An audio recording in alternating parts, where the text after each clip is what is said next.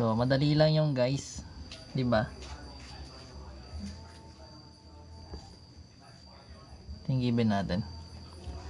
Like for number 1, yung a sub 1, that is 8. Then yung r natin is 0.3. Hala, decimal.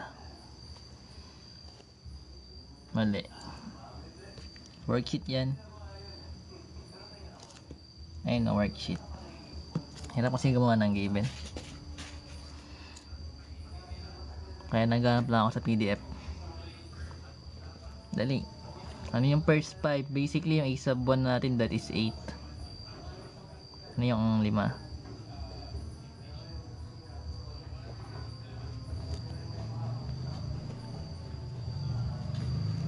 Meron kayo yan sa grade 8. Grabe naman.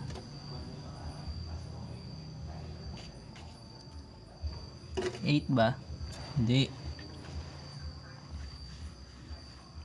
0.24 daw. Niniwala ba kayo guys kay engineer? 2.4 daw engineer eh. Sinagot na ni Zian guys. Pero multiply lang natin to guys dito. So marunong ka na mag-multiply ng decimal. So basic na lang yun syempre. So 0.3 times 8 na magiging 2.4 na, diba?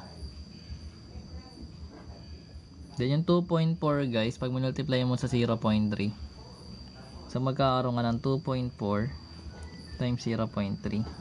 So sa pag multiply ng decimal, same lang siya sa tawag dito.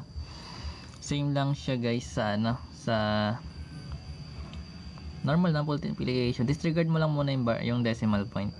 So magiging 12, magiging 7, then 4, 0, then 0. Then pag inad natin yan, magiging 7, 0. Then meron tayong dalawang decimal point doon. So magiging 0.72. Then para makuha mo yung next term, ganoon din gagawin mo. Ibig sabihin, magkakaroon ka ng 0.72 times 0.3. So magiging 621. Then 0, 0. Okay na yun, 0, 0. Then move ka, may tatlong decimal point.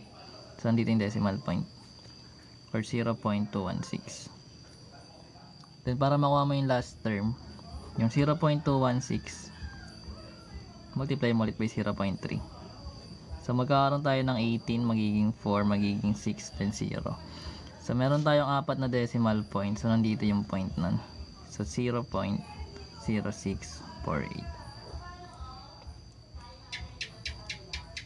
Hindi.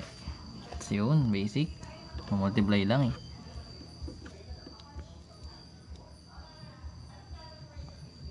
The ratio kasi yan guys. Iba yan sa sa arithmetic. So let's say we have a sub 1 that is 5. Then yung r natin is 1/5. So let's find the next 4 terms. Kasi 4 lang naman kailangan kunin eh. Kasi given na yung 1. May GC sila guys. Hindi ako kasali. Hindi, kasali ako. Hindi ako nagising. Ang hirap ng ginagagawa ng mga to eh. Ginugulo nila yung utak ko eh.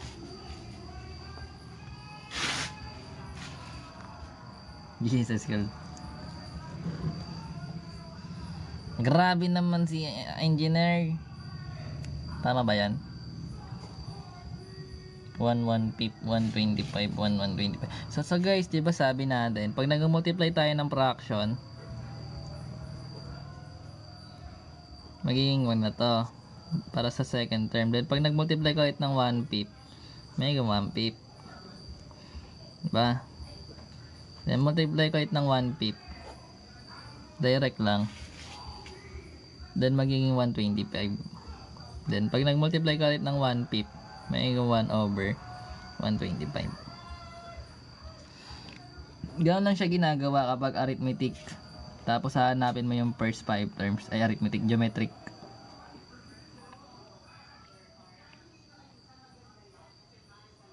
What if ganito yung given? Sabi for the following exercises, write the first 5 terms of the geometric sequence given any 2 terms. Kaya ba yun kunin? Sabi write the first 5 terms. Parang mahirap.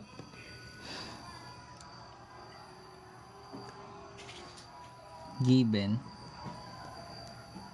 any 2 terms. Wala pating correction. Na-try natin guys para malaman natin kung kaya natin solve. So number 1, so geometric to guys ah. So let's say we have a sub 7, that is 64. And yung a sub 10 natin, that is 512. So yung pinapahanap is yung wala kang solution eh. Anong gagawin ko dito? Daming sasagutan. May na pa naman ako sa math.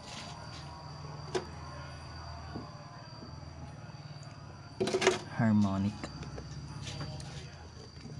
Ano yung first 5? Eh wala na si engineer. Sir AJ baka naman. Ano ba ito ginagawa? Kasi yung kailangan natin yung first 5 terms eh, a sub 7 to, diba? So hindi siya yung first term mo.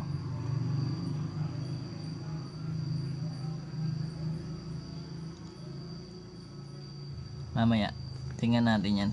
Strawberry. Paano to gagawin? Diba ang hinahanap yung first 5 terms? Ibig sabihin ito yung first 5 terms mo. Then ito pang 7 na eh. So wala rin yung 6. Then pumasok na siya sa 64. Then hanggang sa sub 10. So paano mo yung gagawin? Paano mo nakuha yung R is equals to 2?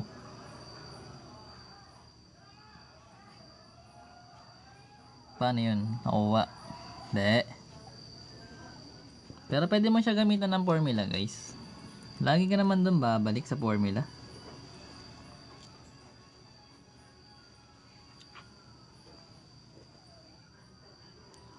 Eh paano yan? Wala namang given.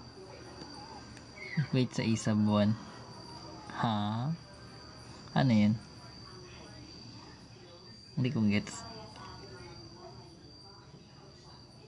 Kinalawang. Paano siging ML eh? Sir Oni.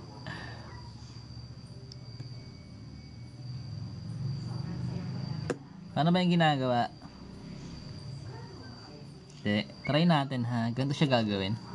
Pinapaligoy-ligoy pa yun. So di ba yung a sub 7 natin, that is 64.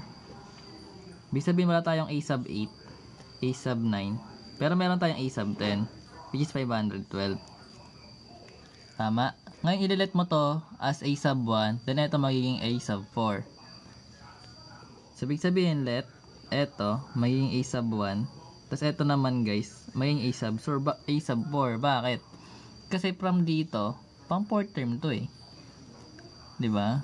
So pwede mo na i-apply siya dito, to formula. So remember, yung a sub n natin, that is 512, equals yung a sub 1, that is 64. Then nahanapin natin yung common ratio. So ibig sabihin, missing yung R, pero meron tayong 4 minus 1. Bakit 4 minus 1? Kasi pang 4 terms yung 512 natin. Gets yun? Then magkakaroon tayo ng 512 equals 64 R raised to 3. Then from here, teacher yan eh. Sir AJ na yan guys eh. Divide natin by 64. So ano yan guys? Valedictorian. Ano ba sagot dito? 64 plus 64. Ano sagot? So 512 divide 64. 8. Mali. 8 ba? Char, 8 ba? Hindi ko alam. Times 8. Tama 8 nga. Galing talaga ni engineer guys. Baka engineer yan. Akala ko wala ka na. Nilayasan mo na kami. So cube root natin guys para ma-eliminate yung cube. Which means ito na nga guys. Geometric na nga to guys. So magkakaroon tayo ng 2 as a ratio. Diba? So mapapansin mo guys, yung number natin dito, di ba 512 na yung a sub 10? Ibig sabihin tumataas siya. Ibig sabihin, pag pupunta ka dito, nagka times 2 ka, pag pabalik, magdi-divide 2 ka. Gets nyo? Kasi paatras na yung number. So, ibig sabihin yung 64, pag dinivide mo by 2, magiging 8 na lang. Ay, 8. 32. Then, pag dinivide mo to magiging 16. Then, magiging 8. Magiging 4. Magiging 2. Magiging 1. So, ganun mo siya gagawin. Magmumove ka backward. Bigay ka given para ma-check natin. Gets yun.